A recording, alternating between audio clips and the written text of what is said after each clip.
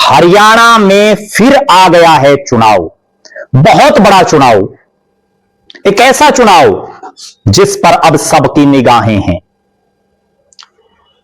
हरियाणा प्रदेश से देश की सबसे बड़ी पंचायत और संसद, उसके उच्च सदन राज्यसभा के लिए चुनाव का डंका बजने वाला है। इस चुनाव में भले ही प्रदेश की जनता खुद वोट नहीं कर सकती, लेकिन जनता ने जिनको चुना है वो वोट करेंगे, यानी विधायक चुनेंगे राज्यसभा के सदस्य। किसी भी समय इस चुनाव की घोषणा हो सकती है।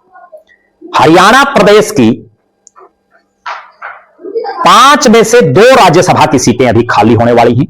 कुल 5 राज्यसभा की सीटें हरियाणा में हैं, जिनमें फिलहाल 4 भारतीय जनता पार्टी और 1 निर्दलीय हैं जिन्होंने बीजेपी को समर्थन दे रखा है, वो सांसद हैं। मैं अगर सिलसिलेवार तरीके से आपको बताऊं तो रेखा शर्मा भारतीय जनता पार्टी की सांसद है राज्यसभा की, किरण चौधरी बीजेपी की सांसद, सुभाष बराला, रामचंद्र जांगड़ा, ये 4 बीजेपी के, और कार्तिकेय शर्मा निर्दलीय हैं। हालांकि उन्होंने सरकार के साथ हैं, उनकी मां प्रदेश में बीजेपी की विधायक हैं, शक्ति रानी शर्मा कालका से।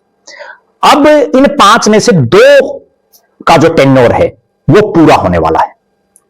रामचंद्र जांगड़ा, जिन्होंने अपनी जिंदगी में बहुत से विधानसभा के चुनाव लड़े लेकिन कभी नहीं जीत पाए, अलग अलग पार्टियों से लड़े फिर भी नहीं जीत पाए, लेकिन बीजेपी ने उनको बिना चुनाव लड़ाए, क्योंकि चुनाव तो वो जीत नहीं पा रहे थे, देश की सबसे बड़ी पंचायत संसद के उच्च सदन राज्यसभा में भेज दिया।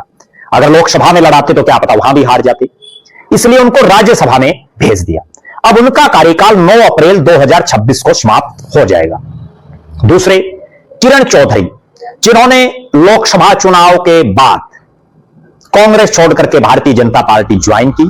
अपनी बेटी श्रुति चौधरी को कांग्रेस ने जब टिकट नहीं दिया तो उसके बाद जो है मां बेटी दोनों ने अपने तमाम कार्यकर्ताओं के साथ जो उनके नजदीकी हैं कांग्रेस छोड़ के बीजेपी में शामिल होने का उन्होंने निर्णय लिया।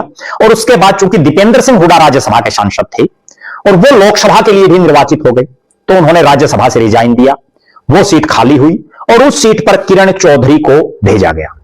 ये वही किरण चौधरी हैं जिनको कांग्रेस पार्टी ने 2004 में हरियाणा से ही राज्यसभा का चुनाव लड़ा था, लेकिन तब ये चुनाव हार गई थी। हरियाणा में मंत्री रही, विधायक रही, दिल्ली में विधानसभा की डिप्टी स्पीकर रही,